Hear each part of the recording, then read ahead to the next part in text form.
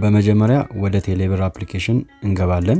በዚህ መልኩ ከከፈተልን በኋላ እዚህ ጋር ሆም ፔመንት እና አፕ የሚል ይታያችኋል።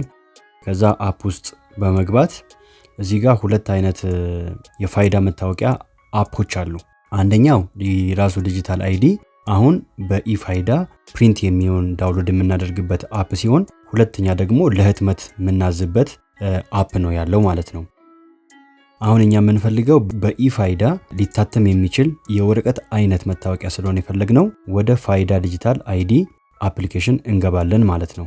እንደዚህ ከገባን በኋላ እዚህ ጋር እንደምታዩት ናሽናል አይዲ ብሔራዊ መታወቂያ የሚል ከሎጓቸው ጋር መጥተዋል። ከዛ ወረድ ብሎ በቴሌብር ይግቡ የሚል አለ።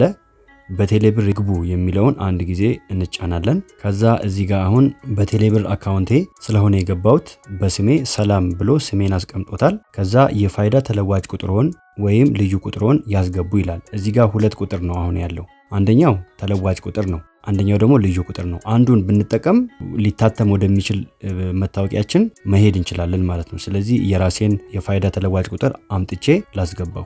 የራሴን ተለዋጭ ቁጥር አምጥቻለሁ። ከዛ 00 ወደ ተደረደረበት ቦታ ላይ ክሊክ በማድረግ ኮፒ ያደረጋችሁትን ቁጥራችሁን ፔስት ስትሉት በዚህ መልኩ ፔስት ያደርግላችኋል። ከዛ በኋላ በዚህ መልኩ ፔስት ካደረጋችሁ በኋላ ይቀጥሉ የሚለውን አንድ ጊዜ እንነካለን ማለት ነው። ስንጠብቅ በዚህ መልኩ አምጥተዋል ማለት ነው። ፎቶና ኪዋር ኮድ ብቻ ነው ያመጣለን። ከዛ ግን ተጨማሪ መረጃ ያረጋግጡ፣ ላንጉዌጅ ይውጡ የሚል አራት አማራጮች ከስር አለ። ከነዚህ አራት አማራጮች ውስጥ ተጨማሪ መረጃ የሚለውን አንድ ጊዜ እንነካለን። ከዛ በዚህ መልኩ መታወቂያችን መጥቷል ማለት ነው። ይሄ ነው በቃ ይሄ ፕሪንት ሊደረግ የሚችል ፋይዳ ዲጂታል ኮፒ ነው ማለት ነው። ይሄ የፊት ለፊቱ ነው። ጀርባውን ይመልከቱ የሚለውን አንድ ጊዜ ደግሞ ስንነካ በጀርባ በኩል ያሉ ተጨማሪ መረጃዎችን ከኪዋር ኮድ ጋር በጀርባ በኩል ደግሞ ያየውን በዚህ የፊቱን ይመልከቱ የጀርባውን ይመልከቱ በሚል እየነካችሁ ማየት ትችላላችሁ ማለት ነው። ከዛ የጀርባውን ይመልከቱ የምትለው ጋር ያውርዱ የሚል ጽሑፍ ይታያቸዋል።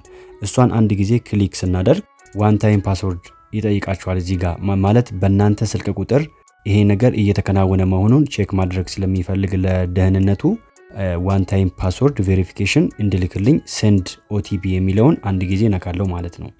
ይህንን አንድ ጊዜ ስትነኩ ፋይዳ መታወቂያ ስትመዘገቡ በሰጣችሁ ስልክ ቁጥር ዋን ታይም ፓስወርድ ቬሪፊኬሽን ይልክላችኋል። አሁን እኔ ልኮልኛል።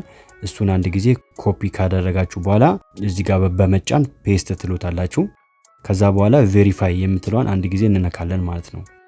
በዚህ መልኩ ዳውንሎድ ማድረግ ትችላላችሁ ማለት ነው። ይሄ በነገራችን ላይ በአዋጁ መሰረት በህግ ፊት ከወረቀቱ አሁን የቀበሌ መታወቂያ እንደምንለው መንጃ ፈቃድ እንደምንለው በስልካችን ይዘን እየሄድን እያሳየን ለአገልግሎት ብንጠቀምበት በእጃችን ፕሪንት ሆኖ እንደምንይዘው እንደ መታወቂያ እንደ ቀበሌ መታወቂያ እንበለው እንደ መንጃ ፈቃድ የምንበለው በህግ ፊት እኩል ተቀባይነት አለው ይላል አዋጁ ማለት ነው።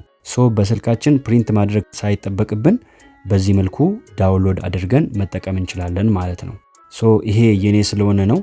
እናንተም በራሳችሁ መንገድ በዚህ መልኩ ቁጥራችሁን አስገብታችሁ ዳውንሎድ አድርጋችሁ ምንም ፕሪንት ማድረግ ሳይጠበቅባችሁ በዚህ መልኩ መጠቀም ትችላላችሁ ማለት ነው።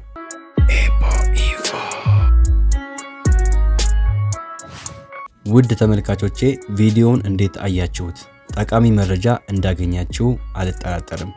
ሐሳብ አስተያየታችሁን በኮሜንት መስጫ ሳጥን ውስጥ ብታስቀምጡልኝ የሁላችሁንም አንብቤው ለሁላችሁም እመልስላችኋለሁ። ቪዲዮውን እስካሁን ላይክ ካላደረጋችሁ አሁኑኑ ላይክ ማድረጋችሁን አትዘንጉ።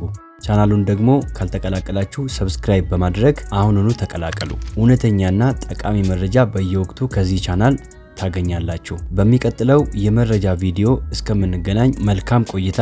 ይህንን ቪዲዮ አሁኑኑ ይመልከቱ።